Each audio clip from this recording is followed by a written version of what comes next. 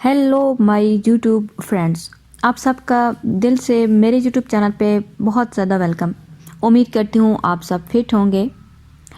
आज की जो टॉपिक है ये बहुत ही डिमांड वाला टॉपिक है, बहुत ही पूछे जाने वाला ये सवाल है और आपके बहुत सारे सवालात और बहुत ज़्यादा पूछे जाने वाले सवाल के वजह से आज ये वीडियो मैंने बनाई है। और इसमें उम्मीद करती हूँ कि आप सबके जो भी सवाल आते हैं उनका ये जवाब होगा। जी, आज की वीडियो खासी अहम है और आप सबके लिए ज़रूरी भी है। आज की जो वीडियो है ये इस टॉपिक पे है कि क्या आप प्रेगनेंसी में सेक्स कर सकते हैं या नहीं।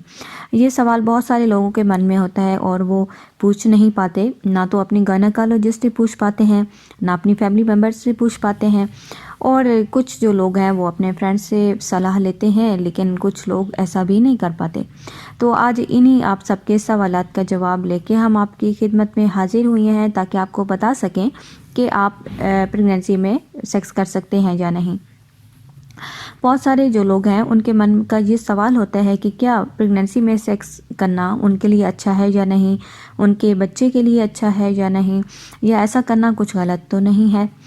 और ये ऐसा सवाल है जो बहुत ही ज़्यादा पूछे जाने वाला है और इसी वजह से आज की ये वीडियो हमने सिलेक्ट की है आप सबके सवालात की वजह से। प्रेगनेंसी में सेक्स एक ऐसा सवाल है जो कि बहुत ही ज़्यादा आपको परेशान भी करता है, तंग भी करता है। प्रेगनेंसी में सेक्स करना कोई गलत नहीं है, बल्कि आप कर सकते हैं, लेकिन कुछ मेडिकल कंडीशन होती हैं, कुछ टर्म्स होती हैं जिनमें आपने फॉलो करना होता है अपने डॉक्टर की एडवाइस को, जिनमें फॉलो करना होता है आपने अपनी जो आपकी पार्टनर हैं, जो आपकी वाइफ हैं, उनकी सेहत, उनकी तबीयत को देखते हुए कुछ चीज़ों को आपने फॉलो करना होता है। सबसे पहले आपने ये जानना है कि कौन कौन सी ऐसी कंडीशन है जिनमें आप सेक्स नहीं कर सकते।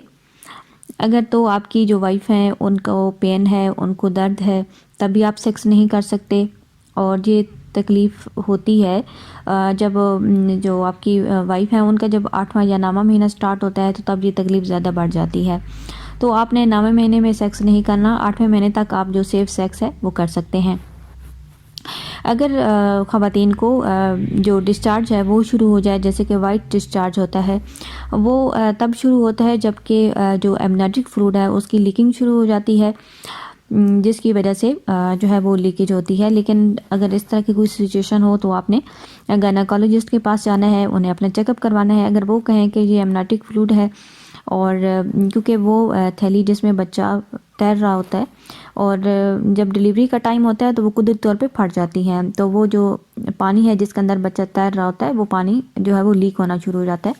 तो इस सूरत में आपने सेक्स नहीं करना, क्योंकि इससे आपके बच्चे को इन्फेक्शन होगी और वो इन्फेक्शन साथ साथ जो यूट्रस है उसके अंदर तक चली जाएगी।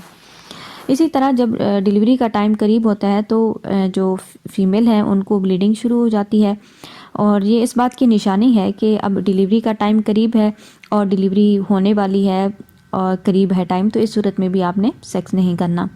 इसी तरह वो ख़वातीन, और अगर आपकी वाइफ जो है उनको बार बार एबॉर्शन हो जाता है, बच्चा ज़ाया हो जाता है पहले 3 महीने में, फिर भी आपने सेक्स नहीं करना। इसी के साथ ही एक मेडिकली कंडीशन होती है जिसे हम प्लेसेंटा प्रीविया कहते हैं, जिसमें जो आंवल है वो यूट्रस के मुंह के बिल्कुल सामने होती है, निचले हिस्से में होती है। इस सूरत में भी आपने सेक्स नहीं करना। अब इस कंडीशन में आपने सेक्स क्यों नहीं करना, वो इस वजह से नहीं करना कि जब आप सेक्स करेंगे तो अगर आपका पीनस थोड़ा सा भी टच होगा उस आंवल के साथ तो ब्लीडिंग शुरू हो जाएगी, और जब ब्लीडिंग शुरू होगी तो ये माँ के लिए भी ख़तरे का बायस है और बच्चे के लिए भी, क्योंकि ब्लीडिंग होने की वजह से जो ख़वातीन हैं उनकी भी जान को ख़तरा है और बच्चे की जान को भी ख़तरा है। तो इस सूरत में आपने जो है वो नहीं करना। अब आपको पता कैसे चलेगा कि जो आंवल है वो नीचे है? जब आप अल्ट्रासाउंड करवाते हैं तो आपको आपकी जो गायनेकोलॉजिस्ट हैं वो आपको बता देती हैं कि प्लेसेंटा की जो पोजीशन है वो कहाँ पे है। तो इस सूरत में भी आपने जो है वो नहीं करना। इसी तरह अगर जो फीमेल हैं जब उनके लास्ट के जो मंथ हैं उनमें बहुत ज़्यादा तकलीफ़ और पेन है, तो उस सूरत में भी आपने सेक्स नहीं करना। अब बहुत सारे लोगों के जहन में ये भी सवाल होता है कि कितने अरसे तक आप सेफ सेक्स कर सकते हैं। 8वें महीने तक आप सेक्स कर सकते हैं, लेकिन जो 9वां महीना है उसमें आपने नहीं करना। जो पहले 3 महीने हैं उनमें भी आपने एहतियात करनी है। वो ख़वातीन स्पेशली जिनको बार बार मिसकैरेज हो जाता है, तो पहले 3 महीने आपने बहुत ही एहतियात बरतनी है, क्योंकि ये पहले 3 महीने में अगर बहुत ज़्यादा आप सेक्स करेंगे तो आपका जो एबॉर्शन है वो हो जाएगा। बाकी के जो महीने हैं, चौथा, पाँचवा, छठा, सातवां, आठवां, ये सेफ़ हैं, इनमें आप कर सकते हैं। इसी तरह आपकी जो सेक्स की पोजीशन है वो भी ठीक होनी चाहिए। जैसे जैसे बच्चे की ग्रोथ होती है, जो ख़वातीन हैं उनका पेट बढ़ना शुरू हो जाता है, तो आपने इस ऐसी पोजीशन में सेक्स नहीं करना कि जो मेल है वो ऊपर है और जो फीमेल है वो नीचे है, बल्कि आपने दाईं या बाईं साइड पे करवट बदल के सेक्स करना है, ताकि जो वज़न है वो मेल का वो फीमेल के ऊपर ना पड़े, क्योंकि इससे उनको भी नुकसान होगा और आपका जो बेबी है उसको भी ये नुकसान होगा। तो आपने राइट या लेफ़्ट साइड पे करवट बदल के आपने सेक्स करना है। प्रेगनेंसी में सेक्स करना एक आर्ट है और इसका मकसद ये होता है कि ना सिर्फ हस्बैंड बल्कि आपकी जो वाइफ है वो भी, उनको भी थोड़ा रिलैक्सेशन हो और उनको भी अच्छा महसूस हो। तो ये जो पोजीशन है ये आपने खुद सेलेक्ट करनी है कि ऐसी पोजीशन हो जिसमें आपकी जो पार्टनर है उनको तकलीफ़ ना हो, उनको दर्द ना हो और वो अच्छा और ईजी फील करें। क्योंकि अगर आप ऐसी पोजीशन अपनाएंगे जिसमें आपके सारे का सारा वज़न आपकी पार्टनर पे होगा, तो ये आपके लिए अच्छा नहीं होगा और उनको भी इससे तकलीफ़ होगी और बच्चे को भी नुकसान होगा। सेक्स करना प्रेगनेंसी में क्यों ज़रूरी है? ये इस वजह से ज़रूरी है क्योंकि जो हस्बैंड हैं वो अब 9 महीने तो इंतज़ार नहीं कर सकते कि अब बच्चा 9 महीने के बाद पैदा होगा तो तब सेक्स किया जाएगा। इसी तरह कुछ जो ख़वातीन हैं उनकी सेक्सुअल डिज़ायर प्रेगनेंसी में बढ़ जाती है और इस तरह जब आप करेंगे तो उनके अंदर भी से भी एक हार्मोन रिलीज़ होगा, जिससे उनको भी खुशी और सुकून का एहसास होगा और आपको भी।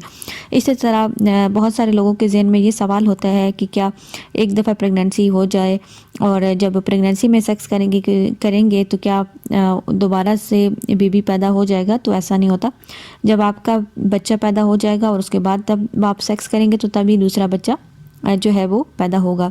इसी तरह ये भी ज़हन में सवाल उठता है कि एक तो प्रेगनेंसी हो गई है तो दोबारा अगर प्रेगनेंसी करेंगे तो क्या ट्विन्स बच्चे पैदा होंगे? तो ये भी सवाल ठीक नहीं है, क्योंकि जब प्रेगनेंसी होती है तो उसी टाइम ही अगर ट्विन्स बच्चों ने पैदा होना होता है तो वो आपको पता चल जाता है, वो 2 बच्चे जो हैं वो ट्विन्स प्रेगनेंसी होती है। लेकिन ऐसा नहीं होता कि एक अगर प्रेगनेंसी हो गई है और बच्चा अगर सिंगल ही है, एक ही है, तो उस सूरत में अगर आप सेक्स करेंगे तो कि ट्विन्स पैदा हो जाएंगे, तो ऐसा नहीं होता। अगर ट्विन्स होने हो तो वो पहले ही 2 जो बच्चे हैं जुड़वा वो हमल ठहर जाता है, तो वो दोनों इकट्ठे होते हैं। इसी तरह एक ये भी सवाल बहुत सारे लोगों के ज़हन में होता है कि सेक्स करते वक्त जो है वो फीमेल के अंदर जो है उन्होंने डिस्चार्ज करना है या बाहर करना है।